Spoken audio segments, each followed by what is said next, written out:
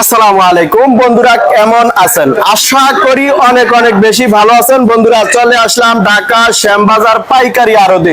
দর্শক বন্ধুরা, আজকের বাজারে কেমন দামে বেচা বিক্রি হচ্ছে পেঁয়াজ, আলু, রসুন জানিয়ে দেওয়ার চেষ্টা করব। দর্শক বন্ধুরা, গত 2 দিন থেকে আজকের বাজারে কমে গেছে পেঁয়াজের দাম। দর্শক বন্ধুরা, ভিডিওটা দেখতে থাকুন, অনেক ভালো লাগবে।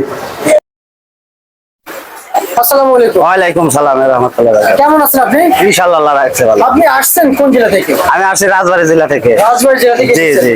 কি পেঁয়াজ নিয়ে এসেছেন নাকি রসুন নিয়ে এসেছেন? পেঁয়াজ নিয়ে এসেছি। পেঁয়াজ নিয়ে আসছেন। আচ্ছা। আচ্ছা, এই যে পেঁয়াজ নিয়ে আসছেন, এখন কি আজকে বাজার কম যাচ্ছে না বাড়তি যাচ্ছে? আজ কম যাচ্ছে। আজকে কম যাচ্ছে। হঠাৎ করে বাজার বৃদ্ধি থেকে কমে গেল, মূলত আসলে কারণ কি? কারণ হলো বৃষ্টি মিষ্টি নামতেছে তো, তারপরে বাজার পরিবর্তন হচ্ছে, মানে সামনে তো কিনতেছে কমে, এই কারণে। কৃষকের পর্যাপ্ত পরিমাণ পেঁয়াজ আমদানি করেছে, হ্যাঁ, সেই জন্য দাম কমছে। আচ্ছা আচ্ছা, বুঝতে পারছি।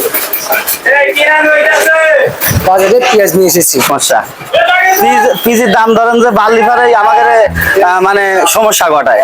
ওই বাজার ঘাটে যা কয় যে পিজির দাম এত কায়, হ্যান কে তেন কে বাইরে নিয়ে ধরি না আরম্ভ করে, কিন্তু আমাকে তো পোষায় না, বুঝছেন।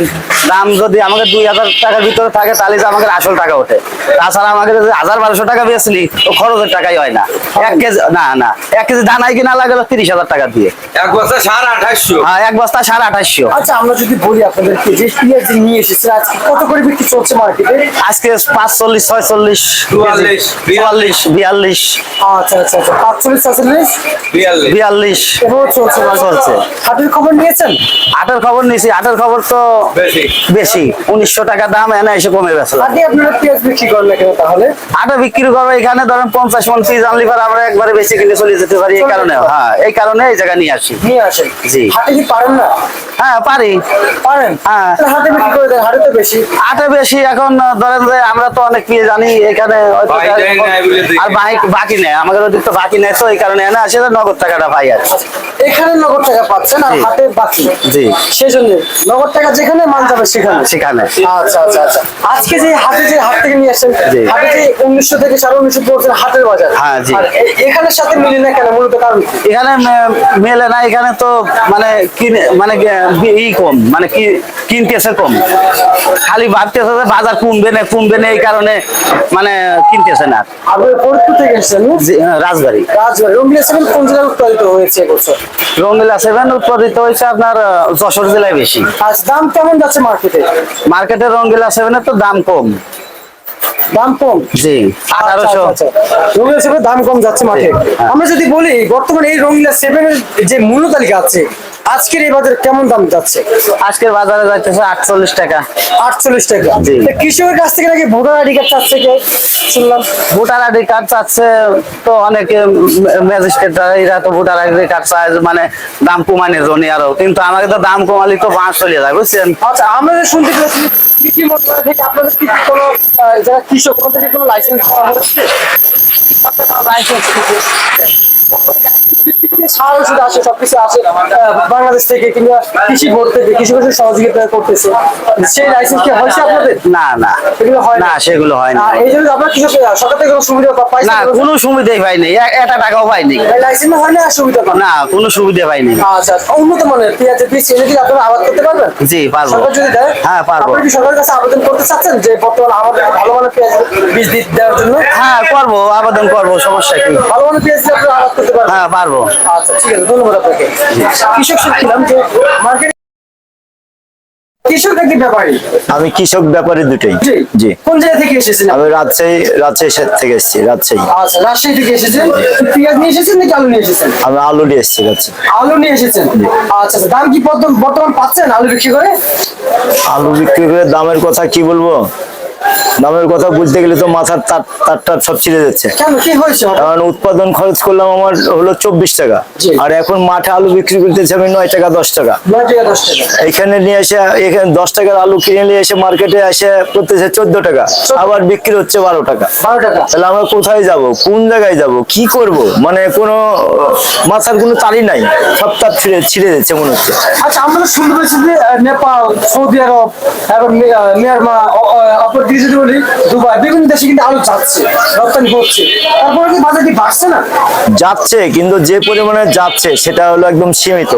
ওটাতে যে বর্তমানে যে উৎপাদন আর যে যাওয়া তাতে অনেক কম, অনেক কম, যার মানে কল্পনাও করা যায় না। ওগুলো হয়তো কিছু যাচ্ছে, হ্যাঁ 100 মেট্রিক টন আলু গেলে কি হবে? কিচ্ছু হবে না, বাংলাদেশে কিচ্ছু হবে না, যায় আসে না। কারণ আমরা যে অবস্থানে আছি এখন বর্তমানে, তো আমাদের মানে কোনো রাস্তাই নাই যে পরে যে আবার কিভাবে কি করবো। এমনি কোলেস্টোর লোড, কোলেস্টোরের আলু তো না, এগুলো তো বাইরের মাঠের আলু। কোলেস্টোর কটা পুরাই পড়ে আছে বাংলাদেশে, সব কোলেস্টোর। আমরা অনেক অসুবিধায় আছি, অনেক কষ্টে আছি। এখন আমাদের পাশে যদি ভোক্তা অধিদপ্তর বা সরকার, হ্যাঁ মহোদয় যদি আমাদেরকে একটু সাহায্য করে, তাহলে হয়তো আমরা সামনে টিকে থাকতে পারবো। না ছাড়া আমাদের অবস্থা খুব খারাপ, খুব খারাপ। আচ্ছা, আমরা যদি বলি আপনাদের যে আলু রয়েছে আজকে সর্বনিম্ন কত আর উপরে কত আছে? আজকে রাজশাহী, যেটা আমার রাজশাহী মূল জায়গা, যেটা রাজশাহী মূল শহরে যে আলুগুলো যাচ্ছে সেটা হলো আমার ওখানে বিক্রি হচ্ছে 12 টাকা 11 টাকা। আর স্টিক লাল আলুটা বিক্রি হচ্ছে 9 টাকা 9.5 টাকা 10 টাকা। হ্যাঁ, এই আজকের বাজার। আর আপনাদের যে পেঁয়াজ রয়েছে কেমন দাম যাচ্ছে?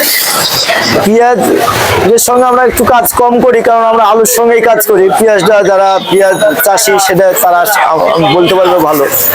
আমার মানে অভিভাবক খোঁজ দিচ্ছে, পেঁয়াজের বাজার 1500-1600 টাকা মন, 40 কেজি আলুর দাম 1500-1600 টাকা মন মাঠ পর্যায়ে যাচ্ছে।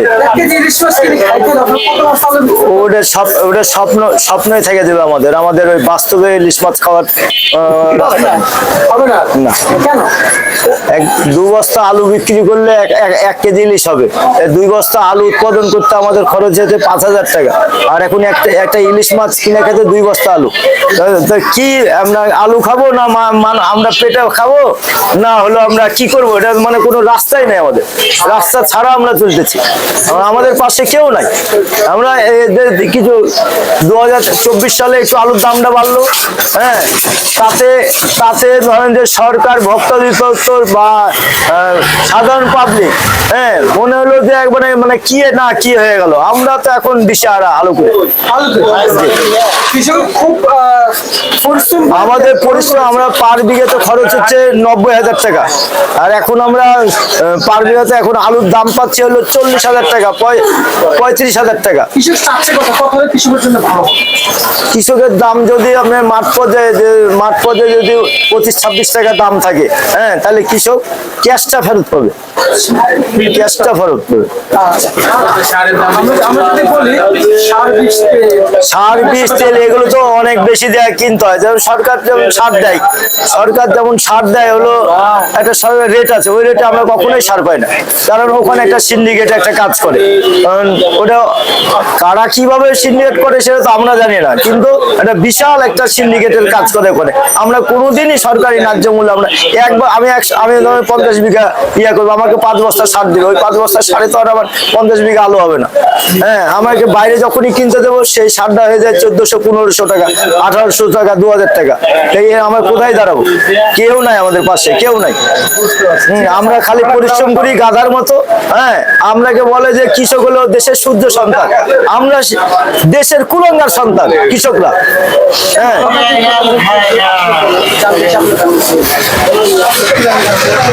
কুলাঙ্গার বলছি এমনি না ভাই, আমাদের কোনো জায়গায় কেউ আমাদেরকে আধিপত্য, মানে সব জায়গায় আমরা মানে বৈষম্যের শিকার হই। সব জায়গাতে কোথাও আমাদের কোনো কৃষকের কোথাও কোনো জায়গা নাই, ঠাঁই নাই।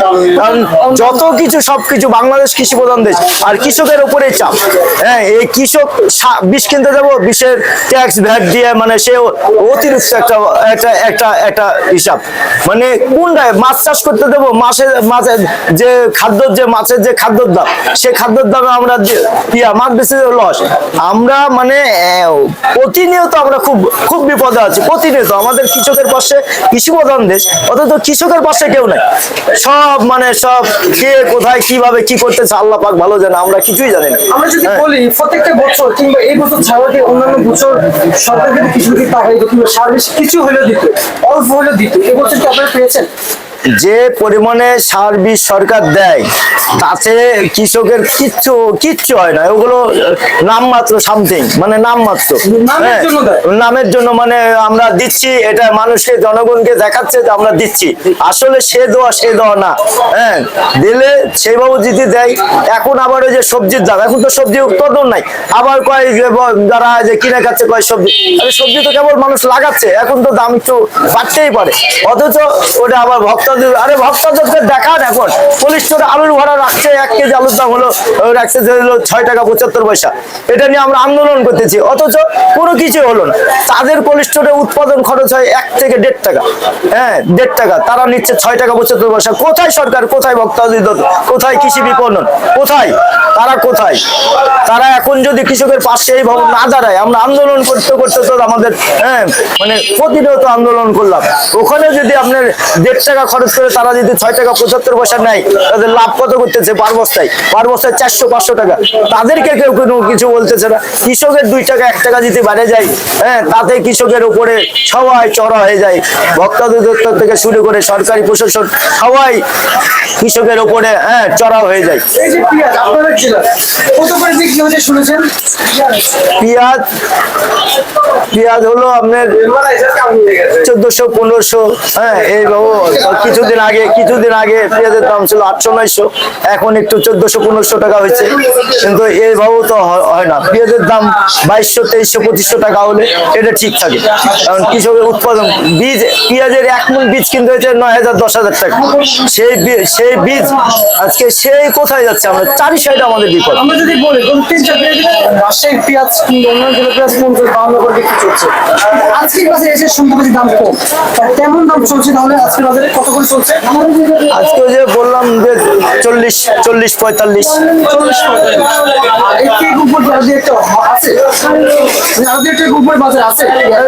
এটা কাঁচামাল হয়তো মান ভেদে ইয়াতে আপনার দামটা একটু বাড়তে পারে, মান ভেদে। ঠিক আছে, আপনাকে অসংখ্য ধন্যবাদ আজকে গুরুত্বপূর্ণ কথা জানিয়ে দেওয়ার জন্য।